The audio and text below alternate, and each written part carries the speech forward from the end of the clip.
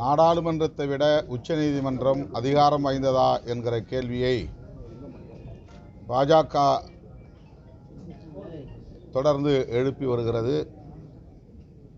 மாநிலங்களவை தலைவர், இந்தியாவின் குடியரசு துணைத் தலைவர் ஆவேசமாக உச்சநீதிமன்றத்தை பல்கலைக்கழக மசோதாக்கள் தொடர்பாக அளித்த தீர்ப்பின் போது விமர்சித்தார். தற்போது குடியரசுத் தலைவர் திரௌபதி முர்மு அவர்கள் அந்த தீர்ப்பு தொடர்பாக 14 கேள்விகளை எழுப்பியிருக்கிறார். இதன் மூலம் உச்சநீதிமன்றம் அதிகாரம் வாய்ந்ததா அல்லது நாடாளுமன்றம் அதிகாரம் வாய்ந்ததா என்கிற விவாதத்தை எழுப்பி வருகிறார்கள். உச்சநீதிமன்ற தலைமை நீதிபதி B.R. கவாய் அவர்கள் மிகச் சரியாக அதற்கு விடையளித்திருக்கிறார். உச்சநீதிமன்றம், நாடாளுமன்றம் எதுவாக இருந்தாலும் அவற்றையெல்லாம் விட அரசமைப்பு சட்டமே உயர்ந்தது, மேலானது, அதிகாரம் வாய்ந்தது என்பதை சுட்டிக்காட்டியிருக்கிறார். உச்சநீதிமன்ற தலைமை நீதிபதி B.R. கவாய் அவர்களின் இந்த கருத்தை விடுதலை சிறுத்தைகள் கட்சி வரவேற்று பாராட்டுகிறது. அரசமைப்பு சட்டமே அனைத்து அதிகாரங்களையும் நமக்கு வழங்குகிறது. புதிய இந்தியாவை கட்டமைப்பதற்கான அடிப்படை கோட்பாடுகளை கொண்டிருக்கிறது. மக்களவை எப்படி இயங்க வேண்டும், உச்சநீதிமன்றம் எப்படி இயங்க வேண்டும்,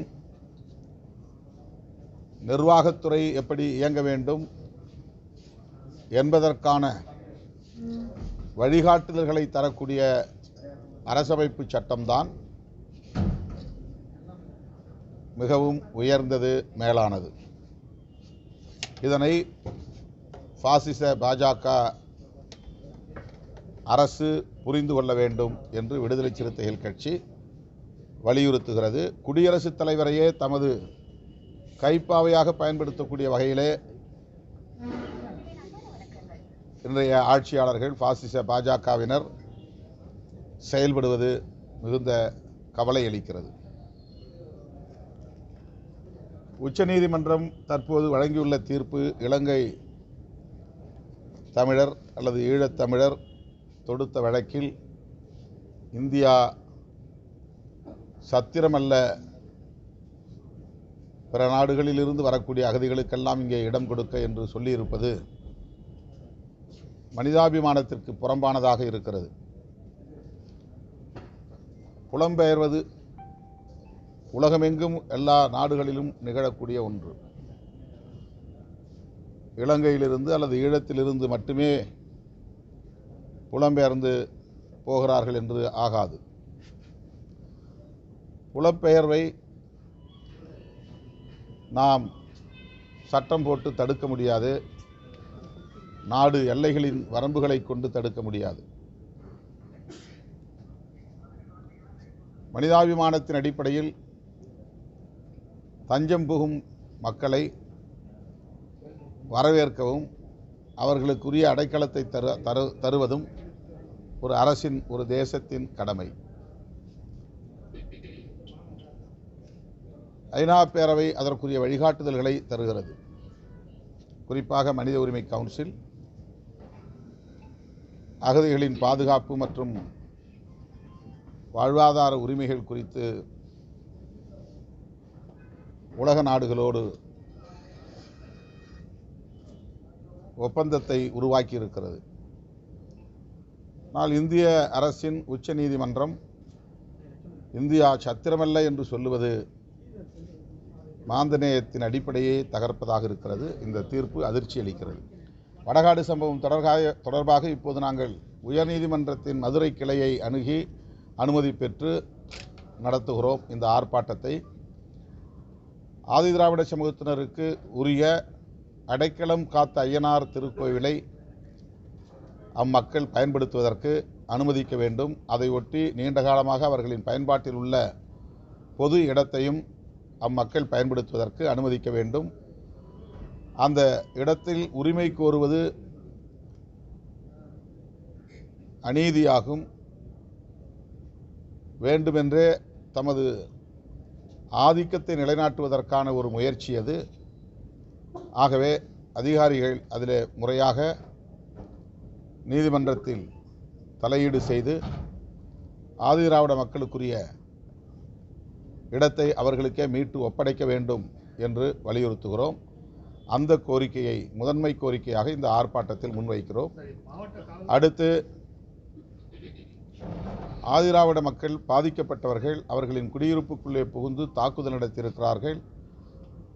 6 பெண்கள் உட்பட 13 பேர் காயமடைந்திருக்கிறார்கள். 3 இருசக்கர வண்டிகள் முற்றாக எரிக்கப்பட்டிருக்கின்றன.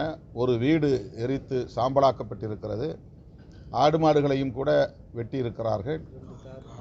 2 கார்கள் எரித்து சாம்பலாக்கப்பட்டிருக்கிறது. இத்தகைய சூழலில் பாதிக்கப்பட்ட மக்கள் மீதே வழக்கு தொடுத்து அதிலே கல்லூரி மாணவர்களையும் சேர்த்து கைது செய்து சிறைப்படுத்தி இருப்பது வன்மையான கண்டனத்திற்குரியது. காவல்துறை அவர்கள் மீதான வழக்குகளை திரும்பப் பெற்று அவர்களை விடுவிக்க வேண்டும். இந்த பொய் வழக்கில் ஆதிதிராவிடர்களையும் இணைத்து பிணைத்து சிறைப்படுத்திய அதிகாரிகள் மீது அரசு நடவடிக்கை எடுக்க வேண்டும் என்றும் வலியுறுத்துகிறோம். தமிழ்நாட்டில் எந்த இடத்தில் சாதி வெறியாட்டம் நிகழ்ந்தாலும் மாவட்ட ஆட்சித்தலைவர்களோ மாவட்ட காவல்துறை கண்காணிப்பாளர்களோ உடனடியாக பாதிக்கப்பட்ட இடத்திற்கு செல்வதே இல்லை. பிற கலவரங்கள் நடக்கிற போது உடனடியாக வந்து குவிகிறவர்கள், அந்த இடத்திற்கு போய் பார்வையிடக்கூடியவர்கள். தலித்துகள் பாதிக்கப்படுகிற போது அதனை ஒரு பொருட்டாகவே எடுத்துக்கொள்வதில்லை. இது நீண்ட காலமாகவே நீடித்து வருகிற ஒரு அவலம், பேரவலம். உயர்நீதிமன்ற கிளை கேள்வி எழுப்பிய பிறகு புதுக்கோட்டை மாவட்ட ஆட்சியர் அவர்கள் அந்த பகுதிக்கு சென்று மக்களை சந்தித்ததாக ஊடகங்களில் பார்க்க முடிகிறது. தமிழ்நாடு அரசு மாண்புமிகு முதல்வர் அவர்கள் மாவட்ட ஆட்சி நிர்வாகத்திற்கும் காவல்துறை நிர்வாகத்திற்கும் இதுபோன்ற பாதிப்புகள் ஏற்படுகிற போது பாதிக்கப்பட்ட மக்களை உடனடியாக சந்தித்து அவர்களுக்குரிய பாதுகாப்பு நடவடிக்கைகளை மேற்கொள்ள உரிய வழிகாட்டுதல்களை தர வேண்டும், ஆணையை பிறப்பிக்க வேண்டும் என்று வலியுறுத்துகிறேன். வடகாடு சம்பவம் என்பது சாதி அடிப்படையில் நிகழ்ந்தது அல்ல என்று சொல்லுவது நீதியை மறுக்கிற ஒரு நடவடிக்கை. வெறும் சட்டம் ஒழுங்காக மட்டுமே பார்க்கிற அணுகுமுறை. காவல்துறையின் இந்த நிலைப்பாட்டை விடுதலை சிறுத்தைகள் கட்சி கண்டிக்கிறது.